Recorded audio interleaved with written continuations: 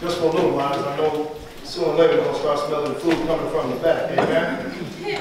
So we're going to speak for just a little while this morning from this start. Take your time, God.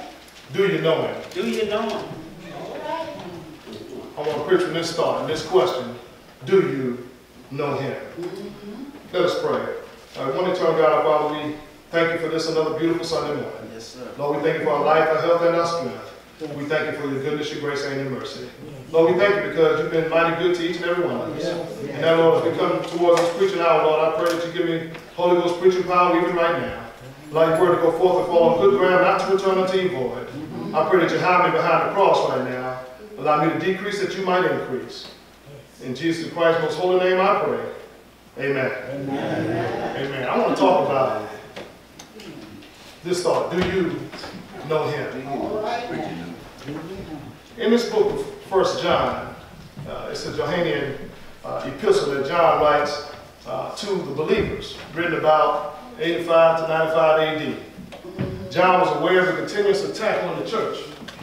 The attack was that there were false teachers coming along to teach things that God did never say. He was trying to prepare the people for a time when they may get weak in their walk and may fall prey to word that didn't come from God. John understood it's very important to know the Lord for yourself if you're going to be challenged by these teachings. And we ought to make sure that we also know the Lord. John begins this letter by stating, I am writing these things to you that you may not sin.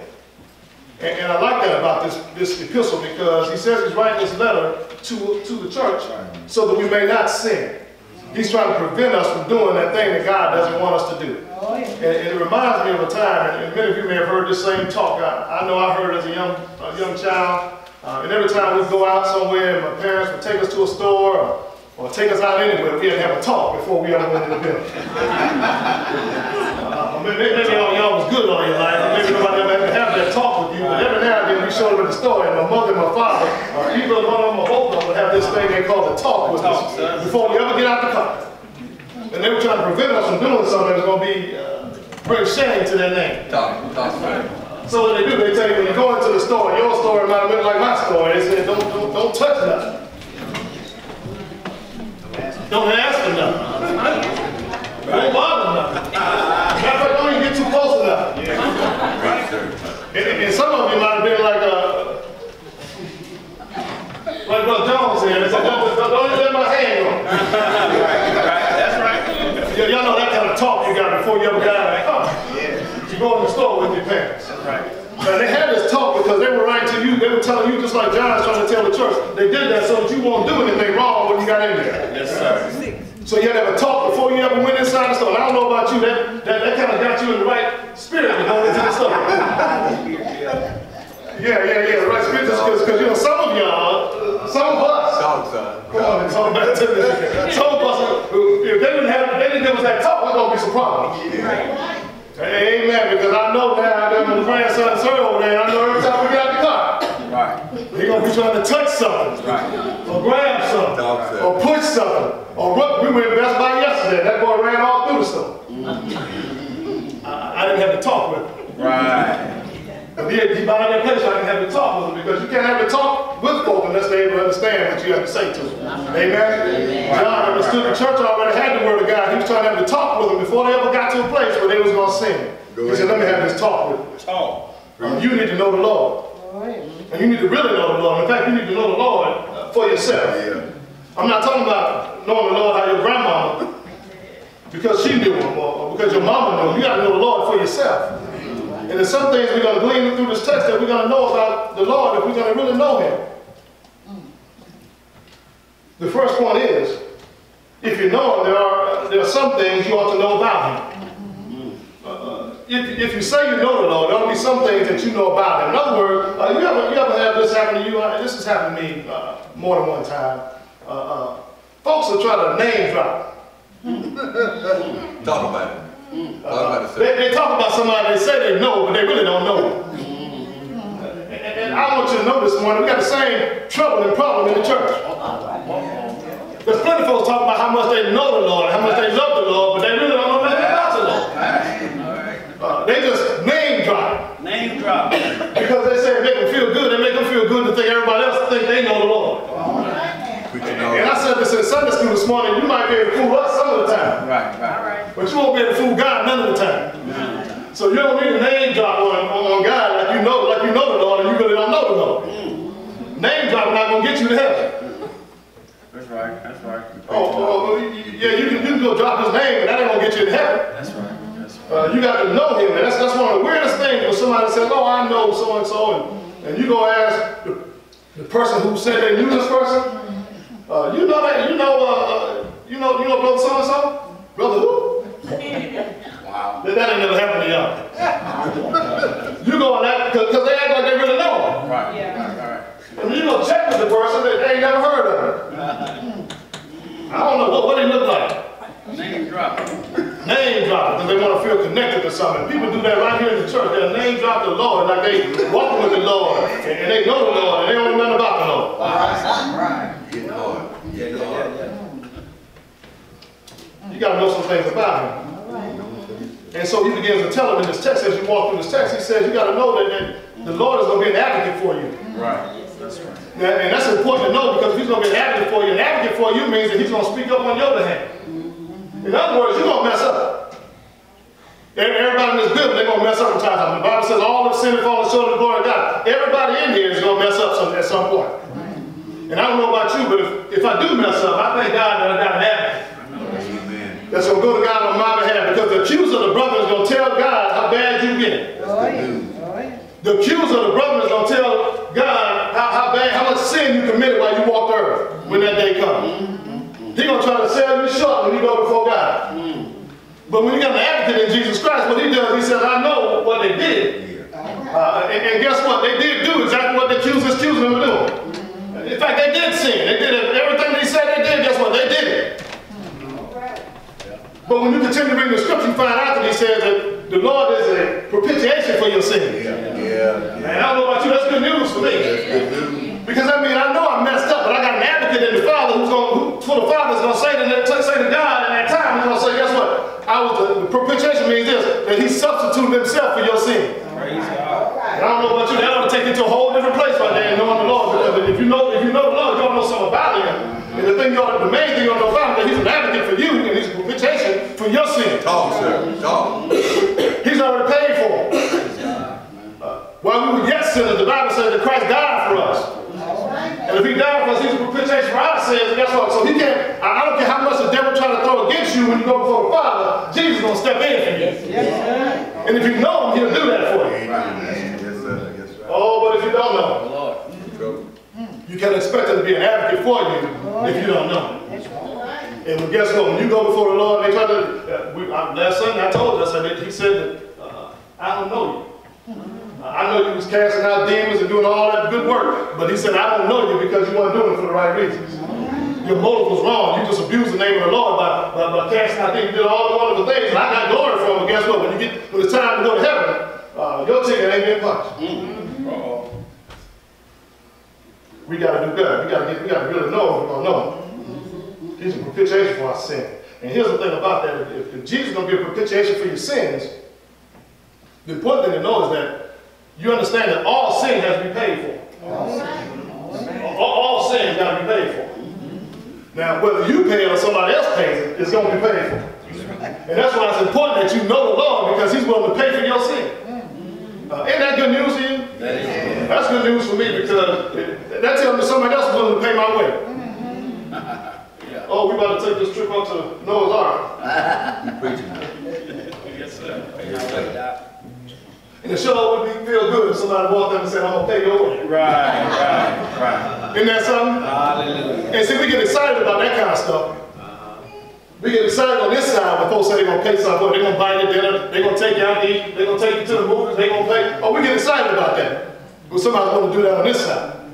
But what we really ought to get excited when we find out the Lord is going to be able to appreciate your sin. And here's why. Because watch this. You might be able to pay for your own dinner.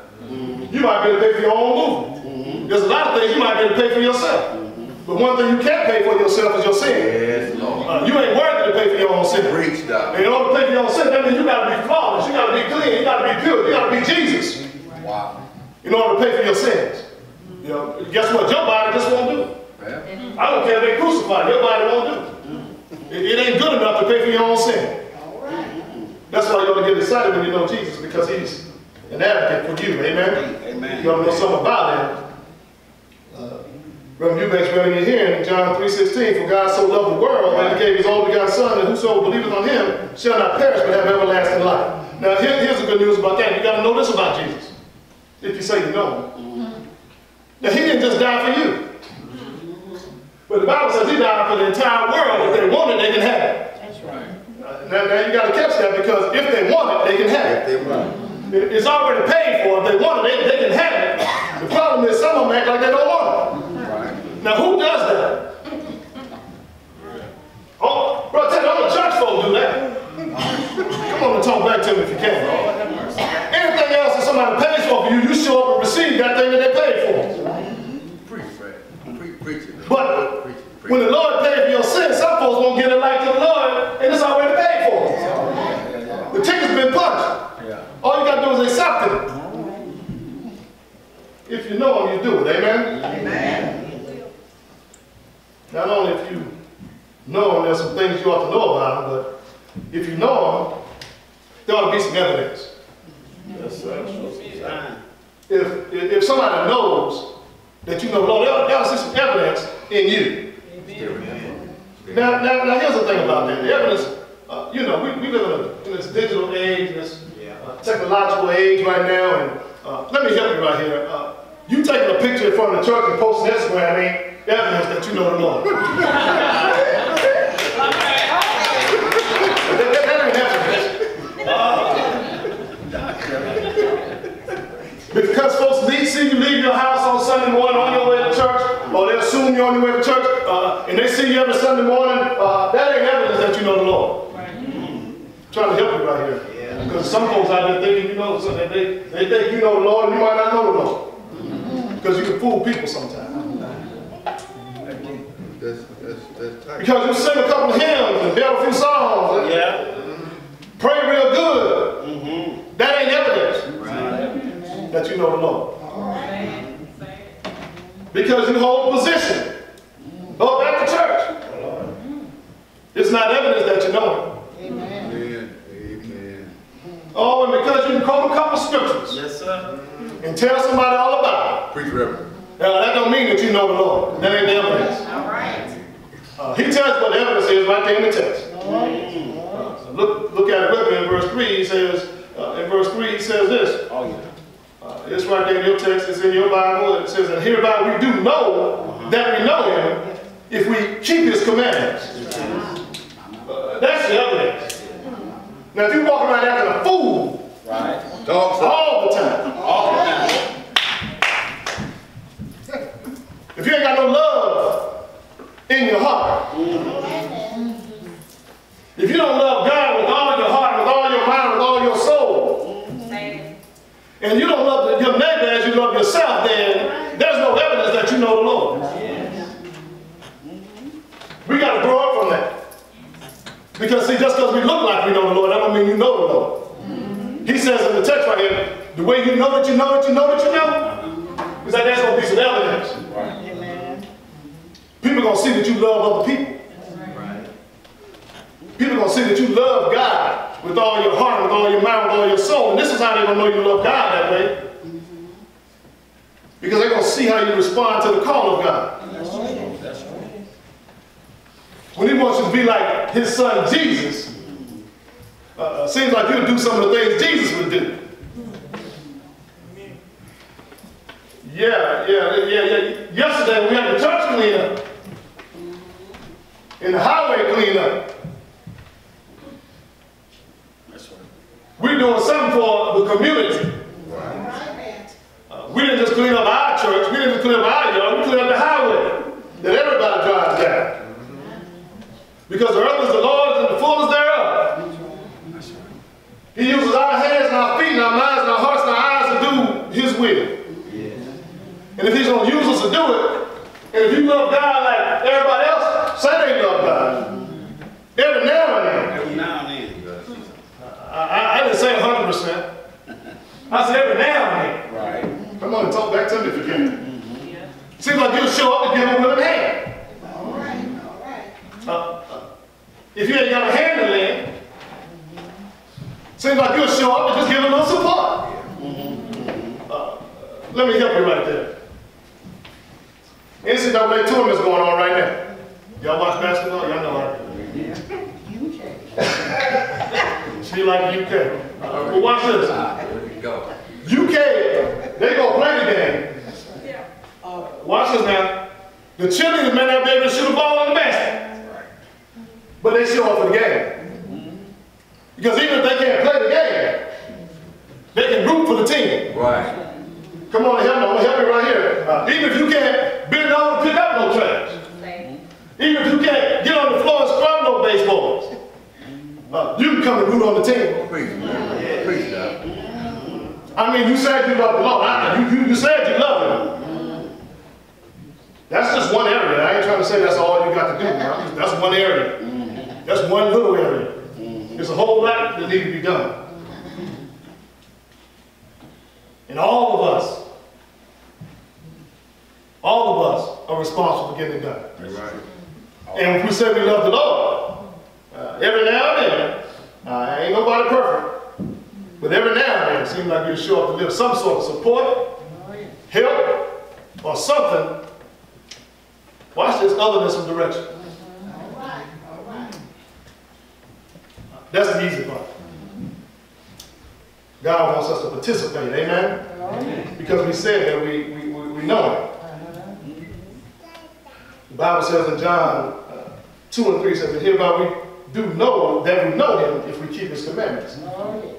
That's the evidence that we're looking for. Watch this in Matthew 22, 36 through 40. It says, when the Pharisee who was a lawyer asked Jesus a question trying to tempt Him, Master, which is the great commandment in the law? Jesus said unto him, thou shalt love the Lord thy God with all thy heart, with all thy soul, with all thy mind. This is the first and great commandment. And the second is like unto it, thou shalt love thy neighbor as thyself. On these two commandments hang all the law and the prophets. And if we can do those two things, we'll have the evidence that we do know the Lord. Amen? Amen. God wants you to love Him with all your heart, soul, and mind, and love your neighbor as yourself. Amen. That's if you know Him. There ought to be some evidence. Third point is this. This is important. If you don't know Him, please don't claim that you do. All right. If you don't know Him, please don't do it for me, do it for yourself. Please don't claim that you do. Just get to know Him. He doesn't mind getting to know you. In fact, He already knows you. You just got to get to know Him. Right. But if you don't know Him, please don't go around telling everybody Preach, man. that you do know Him. Preach. Because you don't want no folks to walk around Nashville telling other folks that they know you, and they really don't. Because some of them ain't no good. Make it plain. And you don't want to be associated with folks just throwing your name out there saying they know you. God don't want you to be playing with Him like that. If you don't know Him, please don't claim that you do. Nothing like name droppers that do something like that. Amen? Amen. Here's the thing about it. When they do that kind of thing, there's always going to be some evidence or lack of evidence because of your lack of love. There's going to be a lack of evidence because of your lack of love. If you don't have any love in your heart to love people and love God, then that lack of love is going to show that there's a lack of relationship. I don't care how much you say you know Him, but when folks see that you don't love nobody outside of yourself, then the evidence supports that you really don't know the Lord. Yeah, that's right. That's right. That's what the evidence supports. That ain't me. That's what the Lord's saying right here in this text. So I ask you not to name drop if you don't know. I got a couple friends. One of them played high school basketball with me, Gregory Clark. He wrote a book. He's a good friend of mine. We grew up together and fraternity brother of mine. And he wrote a book entitled The Art of Forgiveness. I know him. That's a good friend of mine. So we talk occasionally. And then I got another friend that lives on the West Coast. I'm not named dropping, I'm going somewhere. He lives on the West Coast, and I share with some of you that he designs these suits. He works in Beverly Hills. His name is Woody Wilson. And he's got this line of clothes. He does Steve Harvey clothes and all that stuff. Well, I know him. He's a returning brother of mine. I pledged him at Jarvis Christian College. Matter of fact, I pledged him twice, but that's another story. but I know them. And I told, watch this, I told Greg about Woody, and I told Woody about Greg. Right? I wasn't just name dropping, but watch this. Greg lives in Atlanta, Woody lives in Beverly Hills. And me and my daughter Brianna, we driving around one day in the car, and Greg called me and said, man, what's the guy's name in Beverly Hills? Greg also owns a security company. He wrote the book, The Art of Forgiveness, about it. That book is, it's a great book if you haven't read it. It's a great book. He writes about the fact that his brother killed his dad in their backyard, and he talks about the family having to forgive one another and go to court and all that stuff. It's a really deep book. I know the family, I know his parents, I know his brother, I know all of them, and it's a heavy book. It'll help you with your forgiveness. It's a powerful book. His brother killed his dad. He had to stand in the gap and deal with all of that and praying for folks. So it's a powerful book. You ought to get it and get a copy and read it. But Greg called me from Atlanta one day and he said, man, what's the guy's name? He told me that makes the suits in Beverly Hills. Because Greg also owns a security company in Atlanta. And I told him, he said, well, man, he said, I think I'm doing security for his event right now. And I said, well, I don't know. I said, you know, it could be. He asked me what would it look like and everything. I tried to describe the best I could. And next thing you know, he said, well, man, I'm going to go check it. I'm going to call you back. Next thing you know, they're standing side by side. Calling me saying, hey, man, it's me. And what is that? You talking about BC Cobb? I said, yeah, that's what I'm talking. And come to find out. So they both got to talk to find out I do know both of them. Right? But here's the thing is that since they came together at some point, what if I was lying and I didn't know them? Right. Yeah. Because see, that's how it is in this thing we call this walk with the Lord. Because see, we act like we know him, but sooner or later, guess what? Yeah. You're going to be found out. Yeah. Whether you really know the Lord like you said you know him, you don't know him. That was opportunity. If I didn't know both of them, then one of them would have been saying, that brother, they're lying. I don't know him. And somebody saying that about you and I might be right now. You don't know the Lord like you said you know him, but you should tell everybody how much you know the Lord. And then when trouble comes. Yes. Come on. Yeah. When folk ain't acting right in your life, all of a sudden they say, no, he must not know the Lord. Yeah. Oh, she must not know the Lord because they don't act like the Lord. Yeah. If you know him, so there ought to be a sign. Yes, If you know him, there ought to be some evidence that you do know him. Yes, sir. Don't go around, don't go around telling folks you know the Lord and you don't know him. He tells you right there in the text, he said, you're a liar. And this is the bad part right here. He said, the truth ain't in you. And you got to get that. He said, the truth ain't in you. You understand? The Bible said that the Lord is Jesus, the way, the truth, and the life. That means the truth ain't in you. The truth ain't in you. I mean, you ain't got no Jesus in you. Yes, sir. Don't go telling folks you know the Lord if you don't know him. Yes. But he said you're a liar and the truth ain't in you. The Lord ain't in you. And if he ain't in you, how do you know him? We got to be careful with the words that come out of our mouth. Don't tell folks who you know. You don't know the Lord if there's no evidence that you know him, you don't know him. And you will be found out. Wow. So I advise you, if you don't know him, please don't go around claiming that you do. Yes, Lord. Amen. Amen. Fourth point. If you know the Lord, you ought to live like the Lord. If you know the Lord, you ought to live like the Lord. In other words, right here in verse 5 and 6, it says, but whosoever keepeth his word, in him verily is the love of God perfected. Hereby know we that we are in him. He that said he abideth in him ought himself also to walk even as he walked. In other words, that walk he's talking about your life now. Your life ought to be a reflection of the same way Jesus walked and lived. And if you say you know the Lord, it seems like you ought to be able to follow him and do the things that he would do in any given situation. Right there. And I may have shared this story with you before, so just forgive me. I am getting older. Amen. I got a birthday, Lord, for the next week, so I'm getting older. And since I'm getting a little older, I might have the capacity to say the same story over again. Amen. If I said this to you before, just bear with me. Amen. So I tell you, my wife, you know, we got a grandson, Sir, over here. And I'm talking about walking like the Lord. And And she took him to the pediatrician. They went to the doctor, and she asked the pediatrician, said, well, why is his leg going out like that every time he walks? She said, something's wrong with his leg. I believe she was telling me, she said, BC, I believe something's wrong with his leg. So I'm going to ask the pediatrician. And she said, why is he walking like that? He walked like something like maybe one of his legs is out of joint or something. And we come to discover, because I got a bad knee over here. Come on and talk back to me. And every now and then they start acting up a little bit. I walk a little funny. My wife said I walk like Fred Sanford. And so I walk a little funny, but I watch Sir around the house. And when I brush my teeth, I see Sir trying to brush his teeth like me. When I go to put my cufflinks on, he doesn't put his cufflinks on.